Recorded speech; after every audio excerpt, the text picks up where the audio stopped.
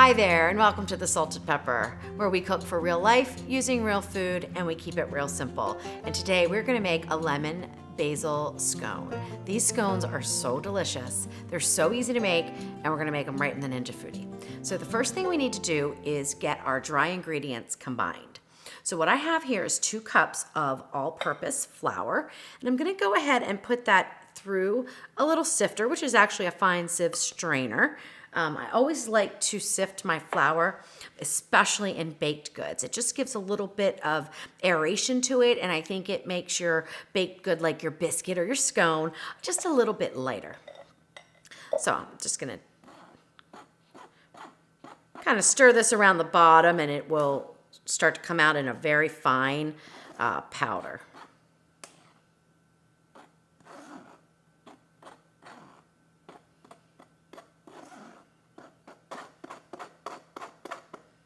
Now they make sifters, specifically for powdered sugar or for flour. And I'll tell you, I've had several designs and I just wasn't happy with them. The flour, when you went to wash it, the flour would kind of cake up and it was really difficult to remove.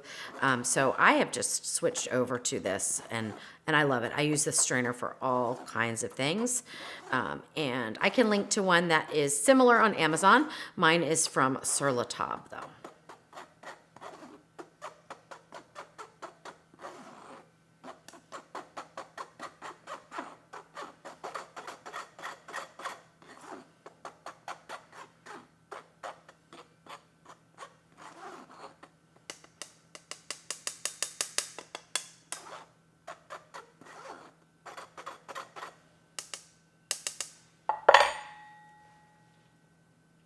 You can also just do it like this and just shake it. Sometimes when this is very full, like it was when we had the full 2 cups in there, it tends to want to overflow on the side. So I usually use the fork for a little bit and then just switch over to this method, which is a little bit quicker. All right, that's great. Now there's a few little pieces left, and that's what we want. So we've caught any of the bigger flour pieces. So that is exactly what we want. So now we have a nice powder of flour, very light. To that, I'm going to add 1 tablespoon of baking powder. You could actually sift that in if you wanted, but there's no need to. We're going to add in 1/2 cup of sugar. This is just white sugar. And 1/2 teaspoon of sea salt. And just mix that up. Now, before I get into getting the butter out, because the butter is in the freezer, this is a recipe that's similar to my biscuit recipe, which I will link to right up there, and that you want your ingredients super cold. So I have the butter, which I've grated, and I'll go over that in just a little bit, in the freezer. So I'm gonna set this to the side because we wanna get the butter incorporated into this mixture, but real quick, I'm gonna go ahead and whip up our liquid ingredients. So what I have here is 1/2 cup of heavy whipping cream. And I really recommend using heavy whipping cream and not just plain milk or even half and half in this recipe. We have 1 large egg.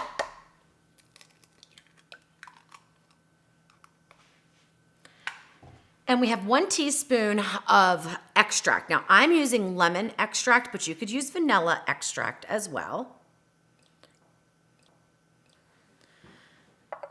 Okay, and the final ingredient for this wet mixture is the zest of 2 lemons.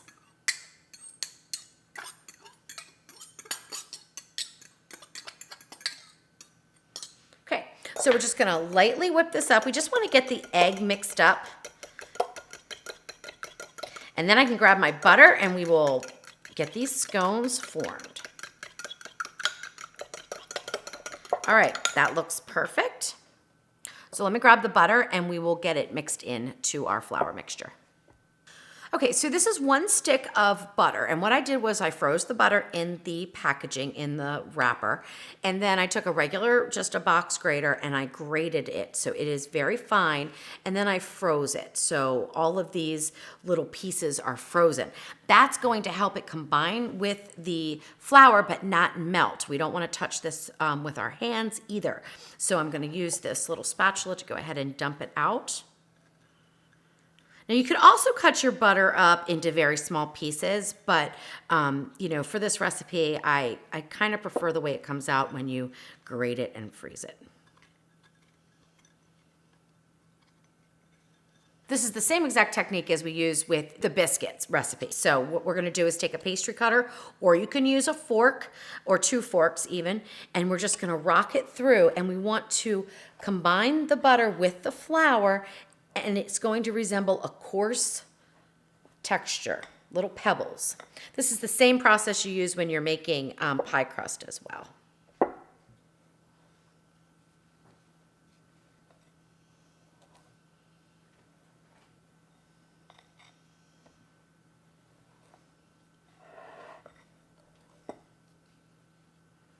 You can see it's getting nice and coarse and crumbly. And that's what we want. These little pieces of butter mixed with the flour, when you bake them, they steam and they release their water vapor, and that's what makes those layers of a wonderful pie crust, and it's gonna make layers in our scone too that are just really tender and flaky and delicious. All right, that looks good. So let me just give this a mix around, just make sure I didn't leave any butter unincorporated, and it looks good. All right, so now we're gonna make a little well here, and we're gonna start to mix in our wet ingredients.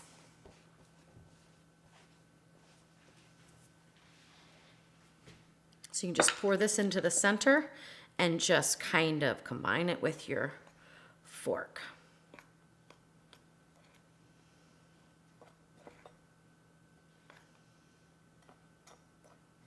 It smells amazing because I can smell the lemon of the zest and the extract. Oh my goodness, it's gonna be so good. All right, it's looking pretty good.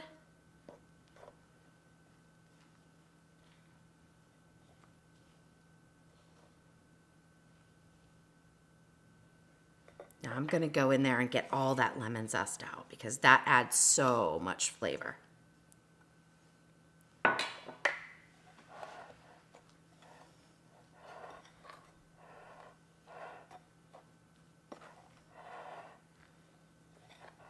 I can't remember the first time that I had a scone, but it was many years ago.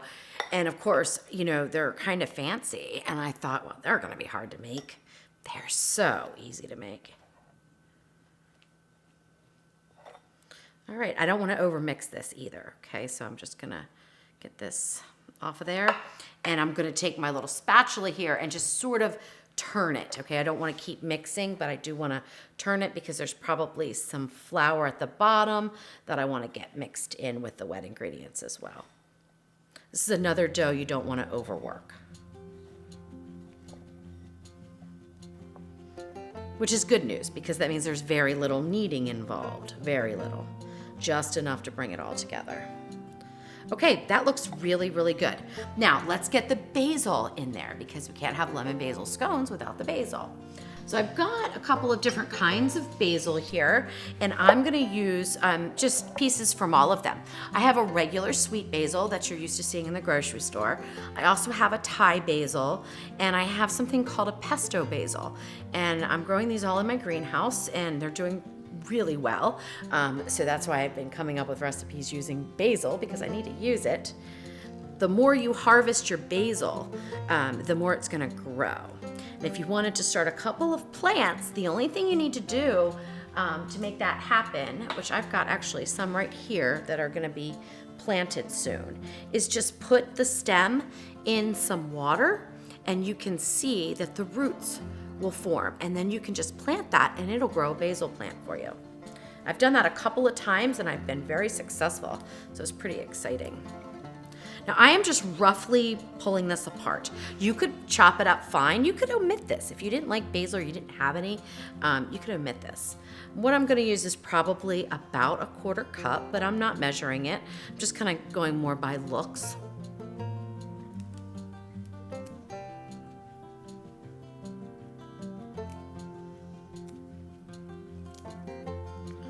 Okay, that looks good. So now I'm just gonna fold that in, fold the basil in just a little bit. go ahead and get this out onto the cutting board.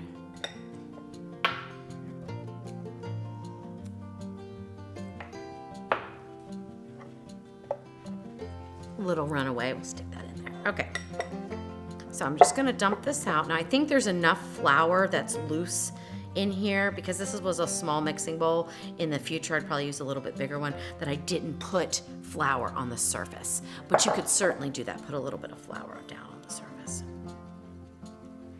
Okay, so now we've got a crumbly dough and we need to form it into a disc for the scones. So what I'm gonna do is just sort of flatten it out. Now this is sticky, it is a sticky dough. You can add a little more flour, but don't add too much or you're gonna end up with kind of dry scone. So all I'm doing is pushing forward, bringing back, pushing forward. We're not gonna do this very often. I'm gonna turn it just until I get all this loose flour incorporated. So it's not really kneading. I don't want that butter to melt. We're just kind of moving it along and it's looking good. Get that basil all in there.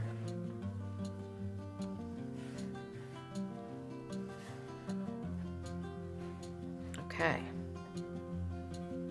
That looks pretty good. Yep, looks like a good scone dough to me.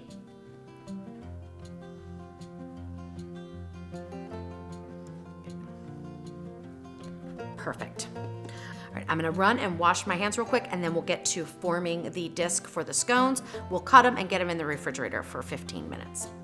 Okay, so the next thing we wanna do is form our scone dough into a disc. And you can do this by eye if you want, or you can use some sort of a 7-inch pan. I have a little one that I got on sale. It was like $10 for a whole set of accessories, and it's 7-inch pizza pan. It's perfect for this recipe. So if you picked one up during that sale, you're good to go. Use it. If not, use a 7-inch springform pan or just eyeball it. It'll be fine. Now, real quick, before I put it on the plastic wrap and start to form it, I just want you to know what the texture should be. So it should feel very soft, but you see, none of the dough is coming off my fingers. So if you have a really sticky dough, you're gonna wanna add a little bit more flour and then just gently fold that flour in like we did before until you get to a point where you have a soft dough, but it's not sticking to your fingers. That's the consistency you want. I can still see all the little pieces of butter in here, so that's gonna be awesome. That means I did not overwork the dough, and it's going to rise and give us those beautiful layers of flaky deliciousness in our scone. All right, so mine looks like it's almost about the right size. So I'm just gonna push this in. This also helps to get it even, so we have even scones. So I'm just pushing in, and this pan is absolutely perfect. So for all you guys that picked that up, this is a good use for it. And we're gonna cut it into our wedges, and then we're gonna put it on a parchment-lined plate that I have sitting over here. So you can see we've got nice edges, and you're just gonna cut this like you would a small pizza. We're gonna go in the middle here, go straight down, cut, go across, straight down and cut, go in the middle here. Oops, I got off center a little bit. And that won't matter if you do, it'll still cook fine. And actually, just to make it a little bit easier, I'm just gonna go like this, and then like this. Okay, so you can see the scone is cut, and you can see the basil and everything coming out there. That's beautiful. But you can see the layers. Those are the layers that are gonna puff up and just create the most tender, delicious scone. So I'm just gonna put these on a plate here that I have some parchment paper on.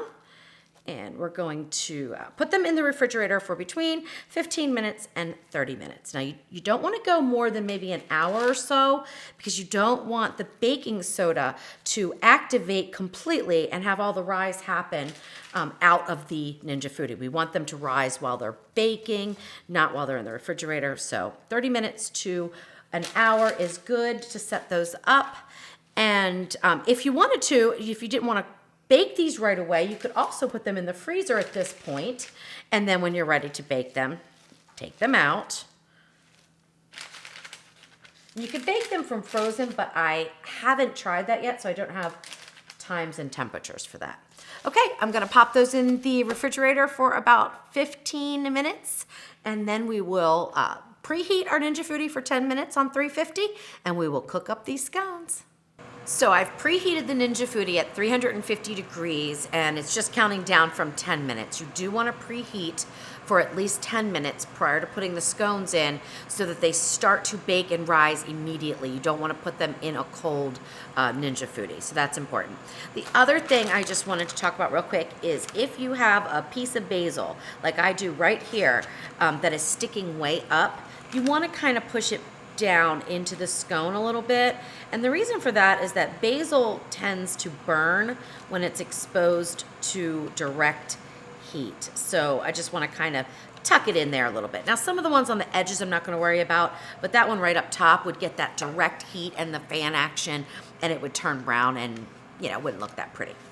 Okay, so I have had these in the refrigerator and they've been in there for about an hour. So definitely at least 15 minutes, 30 minutes is better, an hour is great, but you don't want to leave them in there overnight. If you're not going to make them right away, pop them in the freezer, okay? Let's brush them with a little bit of heavy cream. Now this is going to increase the browning on the top. It's totally optional. You do not have to do it, but we're gonna cover up with a little bit of demerara sugar, which just adds this wonderful, like crunchy topping to our lemon and basil scones, and it is delicious. So I highly recommend it, but it is optional. This is about a tablespoon of cream. Probably not even going to use the whole thing. So I'm just doing a very light brush with my pastry brush that I use from Pampered Chef. It's silicone and it works great. It's got a high heat resistance and the bristles don't fall out, so it's perfect. And then I've just got some demerara sugar, which is a very coarse sugar. You wouldn't want to use just regular white sugar. It's just going to kind of melt. So you do want to use a coarse sugar. And we're just going to sprinkle it over the top of each one. This is about 2 tablespoons, but I'm probably not going to use it all. I'll probably use about a tablespoon.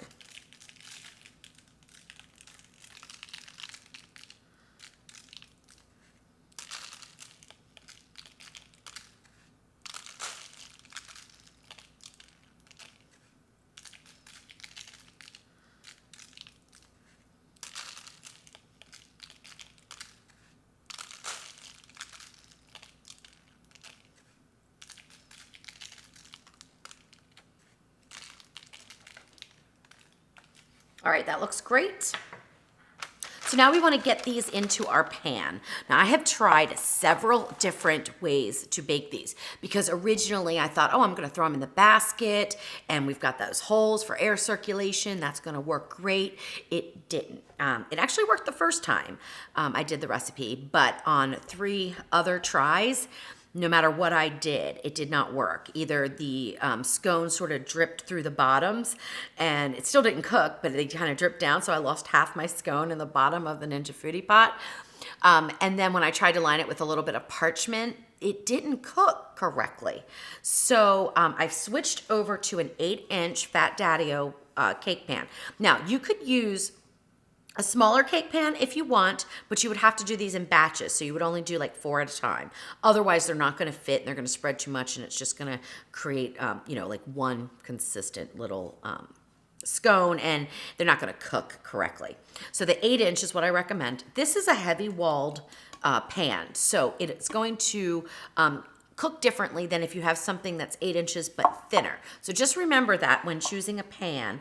It doesn't matter. I mean, you just adjust your temperature and your time a little bit. So if it's a thinner walled cake pan, then you might want to even go to 325 or start out at 350 and bump it down to 325. Just keep an eye on things because it might cook a little bit faster. All right, I'm going to use the pastry brush again. I just rinsed it off real quick, and we are going to butter the inside of this. Now, this is probably not necessary to do because there is a lot of butter in the scones, but the last thing you want to do is to cook them and then find out that they're sticking to the bottom. So I have not tried it without, so I can't tell you if it'll work, but it probably would. But anyway, just a little bit of extra butter is not gonna hurt anything. So I'm gonna just lightly brush maybe a teaspoon of butter, not a lot, around the bottom and also up the edges a little bit of the cake pan. All right, so now we want to put the scones into the cake pan, and we want to leave as much room in between each one as we can. They are going to spread, they are going to rise, and they might even come together a little bit, but that's not going to create any issues, so don't worry if that happens. But the way to get these in the pan the best is to take them in order how you cut them. So when we cut them, I put them back in the same order that I cut them, and then just go around in a circle. That way they kind of already know they're the same as how you cut them, and they just match up a little bit easier. And I also take it all the way to the edge here and leave as much room, like I said, as you can. And I'll adjust as I get down to the other four here. I'll have to adjust them closer together, but that's fine. It's always the last one. Look at these beautiful layers. Oh my gosh, I'm so excited about this. You can see the layers of the butter. Oh my gosh, these are gonna be so good. So a scone is kind of like, I don't know, a combination of a biscuit and a muffin, if you ask me. And the texture is just so wonderful. Oh, I love them. And they're really easy to make. So I really hope you give this recipe a try. Don't be intimidated. They'll work out just fine for you. All right, so that looks pretty good. So this is what they look like in the pan.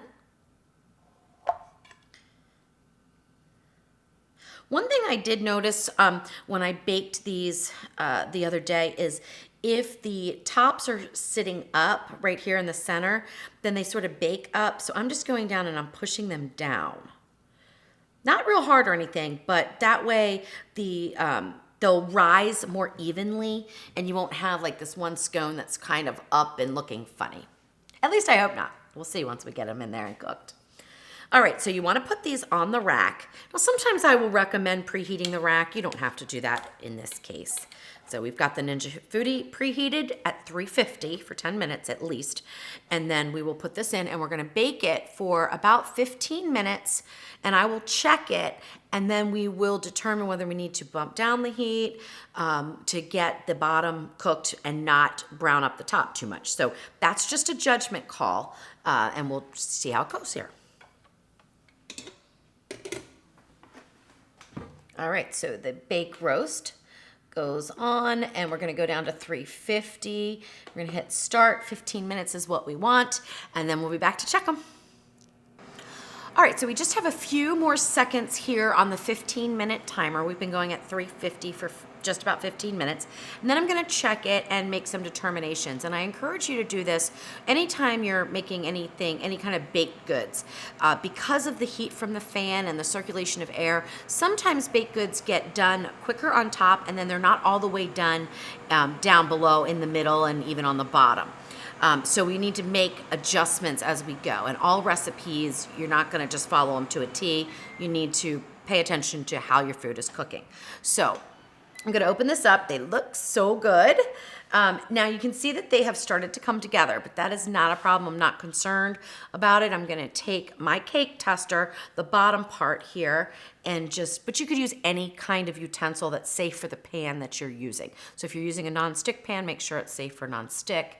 And the Fat Daddy-O doesn't really matter, but it does scratch, I've noticed, if you use anything metal. So what I'm gonna do here is just go along the already formed edges here, and I'm just like separating them out. It's gonna allow for a little bit more air circulation and easier removal of the scone at the end. And I'm also looking to see, what am I getting here? Is it dry and crumbly, meaning that they're done, or is it kind of a little bit wetter, which this is? And that means that they're not quite done underneath, but they look really good on top. So what I'm gonna do is bump down the heat a little bit. So we're gonna go down to probably about 325 and put another 5 minutes on the timer.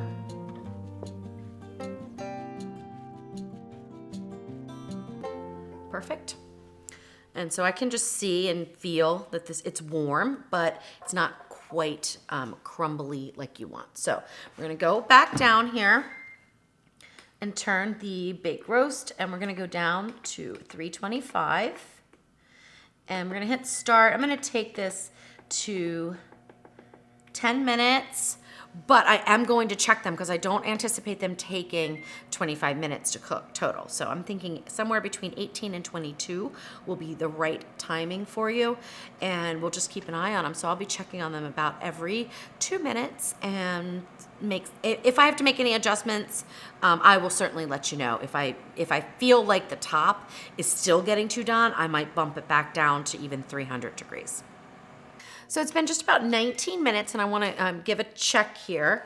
And let's see. So it looks like they're getting a little bit dark on the top, so I don't want them to continue to darken. So let's just test here.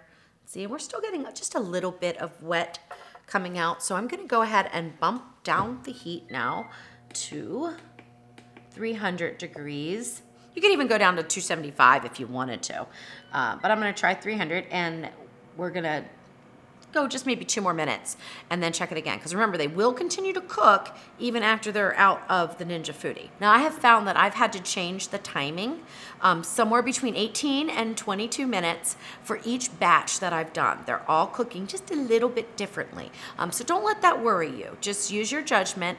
And even when the tops got too brown on one of my batches, they were still delicious.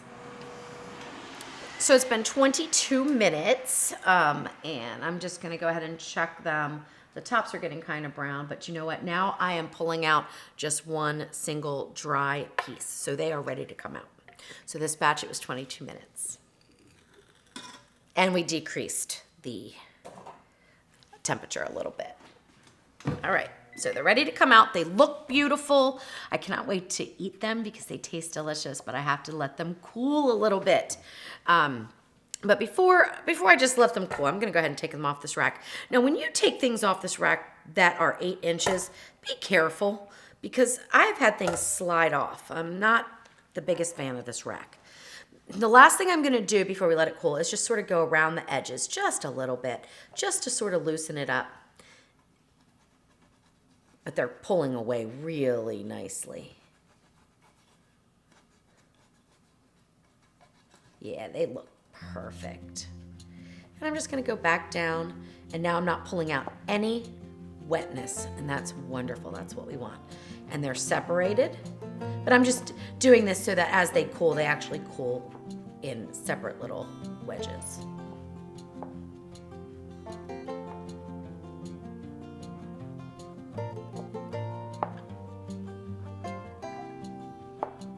Perfect. All right, so let's let them cool, and then we will be back and we will taste them with the strawberry preserves that I made the other day. So the scones have been cooling for about 30 minutes, and I can still feel some warmth on the pan, but I think they're gonna be just fine. So before you take out your scone, especially the first scone, because it's always the hardest to remove the first piece of pie, the first piece of cake, and the first scone, you wanna take something and sort of just run along the edges, just to really make sure that it's loosened, and you'll have a better chance of getting it out of the pan without kind of messing up the first one. The rest of them are much easier to remove. So I'm just gonna take my cake tester and kind of lift up at the bottom and pull it out. And oops, I lost a little bit of the front, but that's not a big deal. It looks perfect. Still just a little bit warm inside, but you can see we've got a nice crunchy top, and then it's a nice soft flaky center. So it's kind of reminds me of a combination between a biscuit and a nice muffin, and that's the way I like my scones. Some people like them a little bit on the drier side, more biscuit-like, but this is the way I like to eat my scones, and that's the way that I wrote the recipe. So I hope you give them a try, and I hope you enjoy. So you could put a little bit of the strawberry basil jam on top and eat it, you know, like a piece of cake, or you could break it in half, which is not what I'm gonna do. So I'm just gonna take it and I'm gonna split it. That looks beautiful. Now this piece will have a lot of the nice cake and a little bit of the crunchy exterior, and that's the one I'm gonna try. All right, so let's get our strawberry preserves out here and make sure I get a piece of that basil, because that really takes these strawberry preserves over the top good, let me tell you. Put a little bit on here and give it a taste.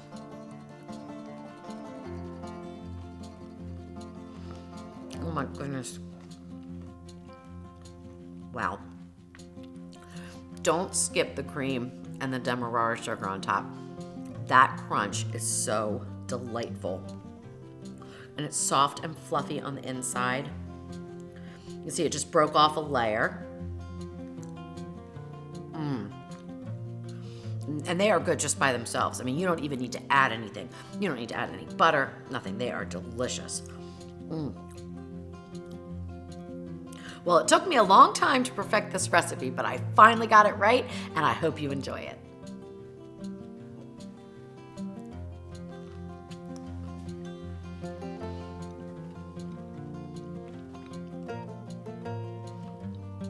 I'm telling you, delicious.